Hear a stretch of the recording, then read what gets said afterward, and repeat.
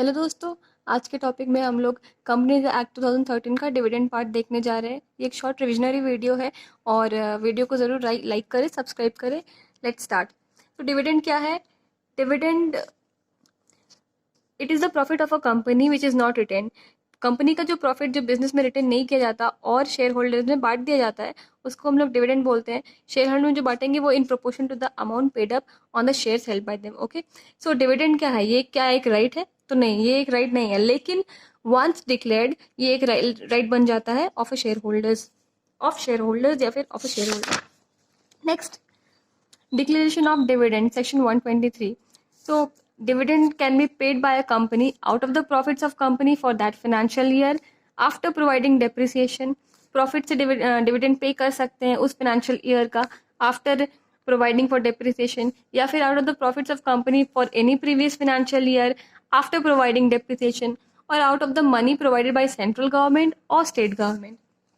Next, company को कुछ percentage of profit business में रिटेन करके रखना पड़ेगा as it may consider appropriate, but this is not mandatory. Okay, so company में keep such percentage of earning retain. Next,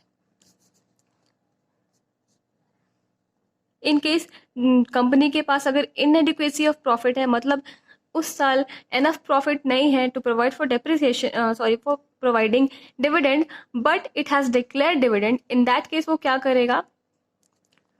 अपने accumulated profit से भी डिविडेंड पे कर सकता है, बट इसके लिए कुछ क्राइटेरिया है। ये कंडीशन सेटिस्फाई करने पे ही कंपनी अपने एक्यूमुलेटेड प्रॉफिट से डिविडेंड पे कर सकता है। 3 कंडीशंस है। पहला है, जो रेट ऑफ डिविडेंड डिक्लेयर किया जाएगा उस साल वो एक्सीड नहीं करना चाहिए एवरेज रेट्स का। कब का average rate? Dividend of 3 preceding previous year. ठीक है, सो अगर इस साल डिविडेंड डिक्लेयर किया गया है तो उसका रेट ऑफ डिविडेंड 3 पिछले साल डिविडेंड का एवरेज से ज्यादा नहीं होना चाहिए। Total amount to be drawn from such accumulated profit, जो एक्यूमुलेटेड प्रॉफिट से अमाउंट ड्रॉ करेंगे फॉर डिविडेंड वो 1/10 से ज्यादा नहीं होना चाहिए of its paid up share capital and free reserves as per the latest audited financial statement. Okay, और ये जो अमाउंट है ये सबसे पहले यूटिलाइज करना है for the set of of losses incurred. तो पहले लॉस को जो जितना आया है वो हम लोग सेट ऑफ करेंगे, then we will provide for dividend.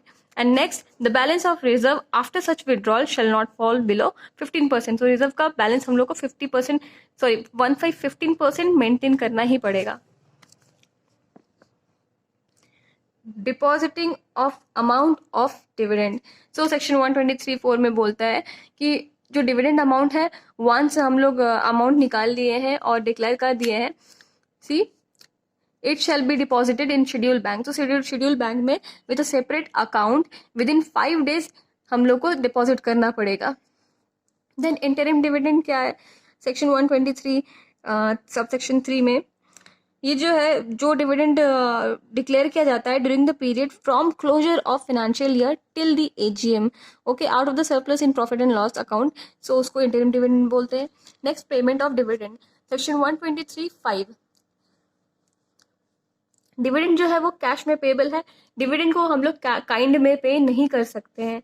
We can not पे dividend in kind. Okay, so cash में पे करना पड़ेगा। ये कैश चेक में हो सकता है, वारंट में हो सकता है, या फिर कोई भी इलेक्ट्रॉनिक मोड में हो सकता है। और ये डिविडेंड पे करेंगे ये only to registered share holder को पे करेंगे, या फिर टू हिज ऑर्डर और to his banker. Okay, next, punishment for failure to distribute dividend, section 127।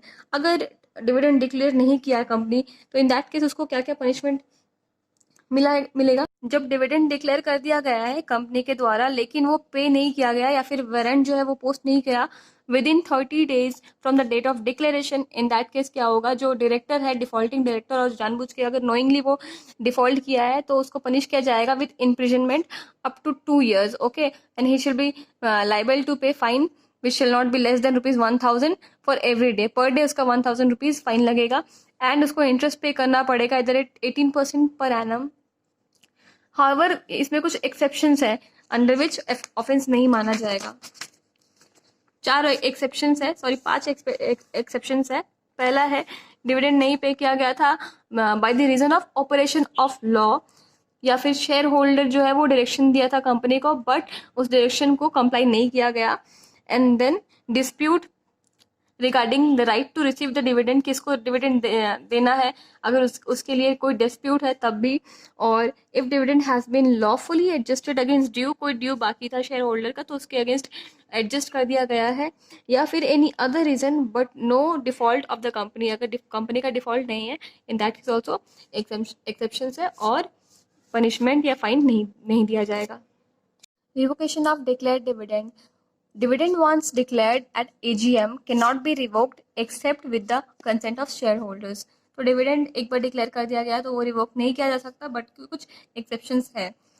Now unpaid and unclaimed dividend section, this carry section नहीं, इसमें तो सेक्शन 125 है, यहाँ दिया हुआ नहीं है, बट दिस इज सेक्शन 125 जिसमें IEPF जो है ये सेटअप किया गया था बाय सेंट्रल गवर्नमेंट। ओके, सो इसमें कौन कौन सा, ये एक फंड है जिसमें अमाउंट जाता है, तो इसमें कौन कौन सा अमाउंट क्रेडिट किया जाएगा, unpaid dividend accounts of the company, जो अनपेड रहेगा डिविडेंड वो जाएगा, application money received and due for refund, matured deposits, interest accrues, matured debentures, grant and donation, interest और other income received out of investment made from the fund. तो ये कुछ amount है जो कि इस IEPF में क्रेडिट होंगे। यूटिलाइजेशन ऑफ दिस फंड, जो IEPF में जो क्रेडिट किया गया था अमाउंट, इसका यूटिलाइजेशन कहाँ कहाँ होगा। So the refund in respect of unclaim dividend, mature deposit, mature debenture and application money due for refund and interest thereon. तो जो भी एप्लीकेशन मनी ड्यू है और उस पर रिफंड या फिर अनक्लेम डिविडेंड, मेच्योर डिपॉजिट, तो इसके लिए ये यूटिलाइज किया जा सकता है फंड का। Promotion of investor education, awareness and protection, so इसके प्रमोशन के लिए भी यूटिलाइज किया जा सकता है। And distribution of disgorged amount. Okay, so ये इसका जो भी गेन या लॉस होता है उसके लिए यूटिलाइज किया जा सकता है।